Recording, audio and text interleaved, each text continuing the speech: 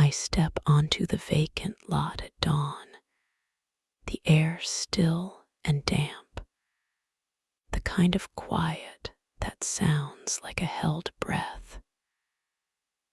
The ground is soft under my boots, the kind of soil that holds the imprint of a heel as if it never meant to let go.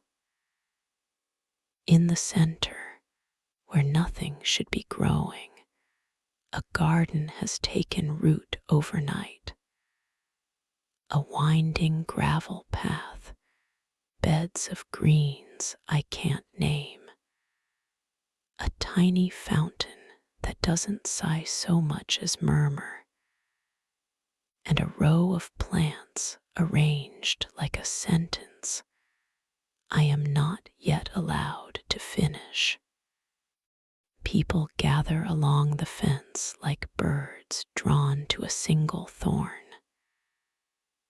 They whisper about the night someone flipped a switch and the plot woke up in color. I tilt my head and listen for sirens or shouts or a camera crew, and hear only the soft drip of water and the forgiving rustle of leaves. It feels almost holy, which is ridiculous to say out loud, but there it sits, a garden built in a neighborhood that swears it doesn't know how to grow anything except patience. The first clue isn't loud or dramatic. It's a seed catalog, open and pressed into the soil like a letter left for me to read in the dirt. The pages are older than the plateates, as if someone lifted a chunk of memory from the late 1990s and laid it down here between the ferns and the thyme. The margins are scribbled with names I don't expect to see. Ada Calder. A string of plant names that feel chosen, not random. It's almost a handwriting exercise, someone testing if memory can be coaxed back into existence by arranging petals the way you arrange words in your favorite line of verse. I slide my gloved fingers along the page and the paper crinkles, not with age, but with care, as if someone has kept this catalog as if it were a compass. The second clue arrives in the soil, a small analysis bag tucked under a lavender stem. The soil isn't low-couth loam, carries a whisper of a greenhouse that old-timers on Willow Street claimed long ago burned down in a winter storm and never fully recovered.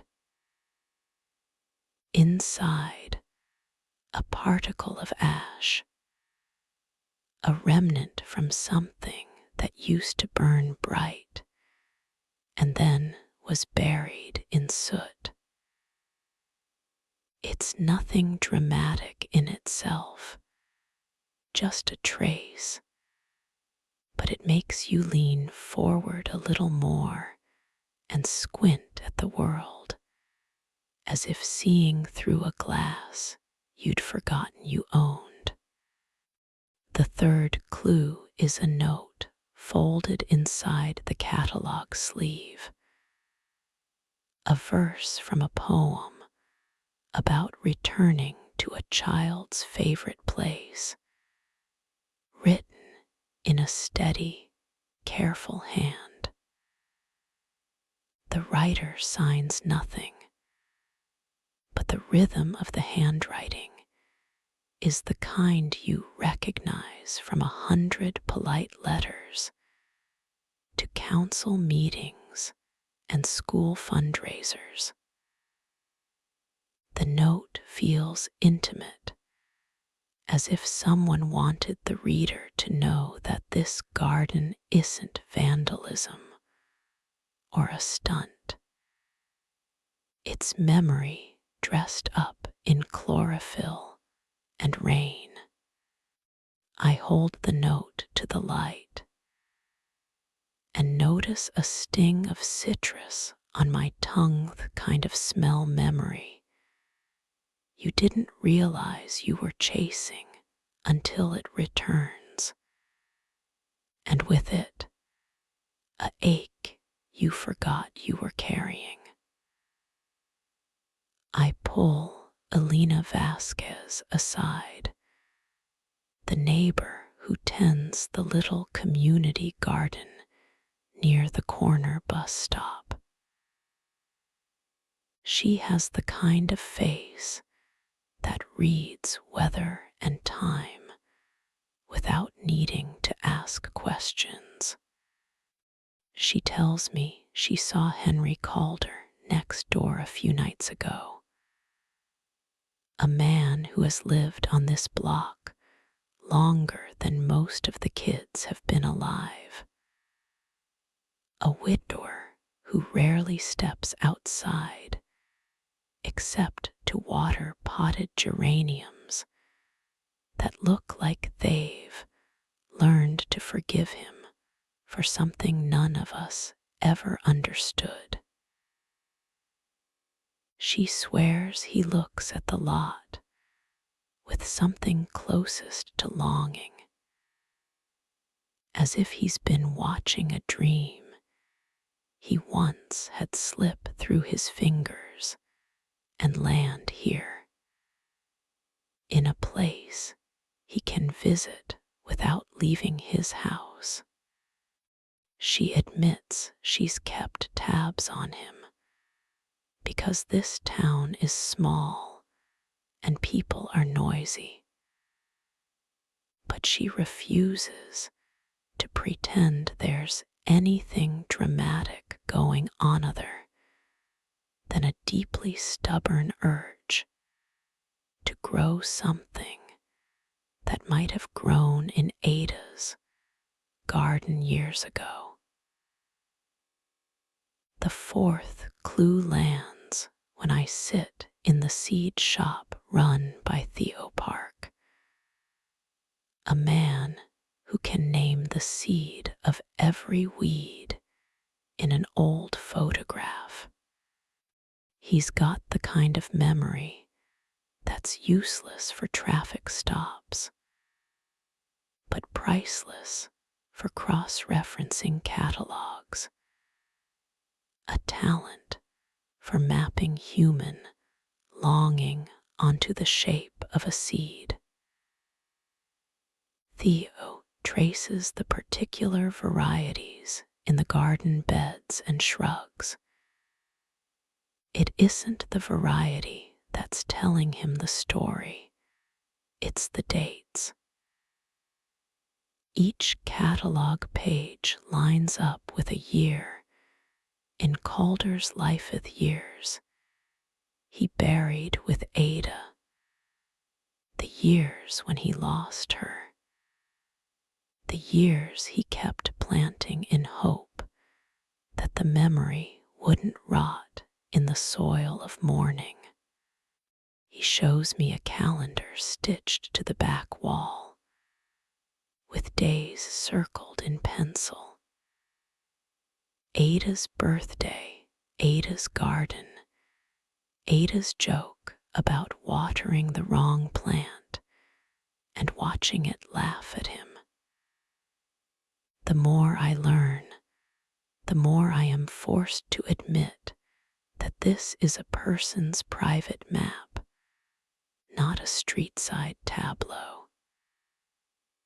Then we talk again to Henry Calder, the man whose quiet, deliberate routines make him seem almost like a rumor, a friendly shadow who appears at the end of the lane as the sun gives way to the pale glow of street lamps.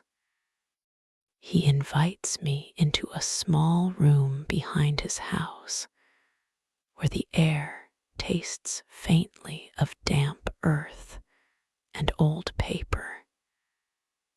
He moves slowly, as if certainty would shatter him if he moved too fast. He tells me Ada was his wife, a woman who loved a garden the way some people love a melodiquiet, insistently correct, and able to make room for 1,000 small miracles a day. He speaks of Ada's laughter, of the way she would tuck a seed packet into a pocket, and declare that even the most ordinary clump of soil could remember a person if you held it long enough. He admits to building parts of the garden himself with borrowed stone and a lot of patient help from people who thought he was simply eccentric, not well. He says he did it not to fool anyone, but to hold on to a memory that refuses to fade away. The nights that follow are spent collecting every clue as if the case were a fragile vase. The seeds that appear to be chosen for Ada's favorite flowers, the margins that spell Ada Calder across 7 pages, the way the fountain's pattern repeats the shape of a handwriting loop Ada used to favor. Each clue tastes of rain and of someone's stubborn need to keep a moment intact for as long as possible. The neighborhood kids skate by, stopping to stare, then ask if the garden is real or just a dream. Alina brings homemade lemonade and a cat lick of worry across her brow, saying she's watched Calder's faces in the daylight hours, the way his mouth tightens when someone mentions Ada in a way that sounds like memory, not history. I am careful not to rush, and I am careful not to rush my own breath either. The city wants to treat a miracle as a crime, and I've learned over the years that miracles don't always announce themselves with alarms. They arrive in a mixture of light and dirt, and the soft insistence of a plan that refuses to be buried. The final, aching details align when I stand with Alina and Theo at the edge of the garden after rain. The beds glisten, the stones hold a clean, quiet line, and the little fountain keeps time with the city's size.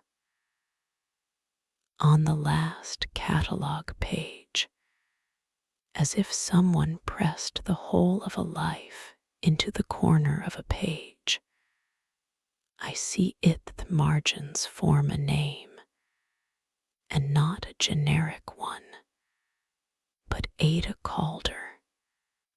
The letters are simple, deliberate, almost shy, but they align with the surrounding plant names in a way that makes a map out of a memory. A map that points to one man who kept Ada with him in the only way an old husband can, by building a living memory out of the living world and inviting others to walk through it and remember with him. And it happens in that quiet moment, the kind of moment you feel in your teeth and your bones rather than hear with your ears. The garden stops being just a peculiar overnight phenomenon. It becomes proof of a truth I hadn't allowed myself to say out loud. Memory is a seedbed, and memory needs a little soil and a little rain to wake up. The 5-second moment arrives as a hard, simple realization. Someone planted Ada back into this world, not to haunt a neighborhood, but to remind a man and maybe a few of us that we can choose to tend what we refuse to let go. Ada Calder.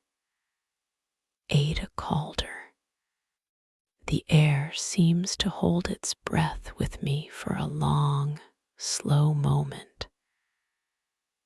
And then the street light flickers, the fountain taps, and the lot returns to being a scene of mourning and marvel in equal measure. The case isn't closed in the way a criminal case is closed. It isn't solved in a way that points to an arrest or a verdict.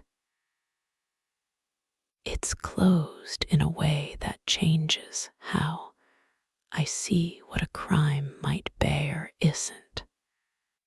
The truth is not that someone chose to break rules to conjure a garden from nothing.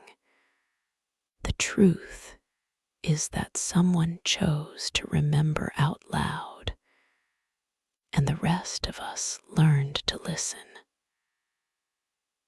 And that is how I leave it. No triumphant reveal, no punchline, just a doorway opened and a name spoken aloud into the rain. Ada Calder.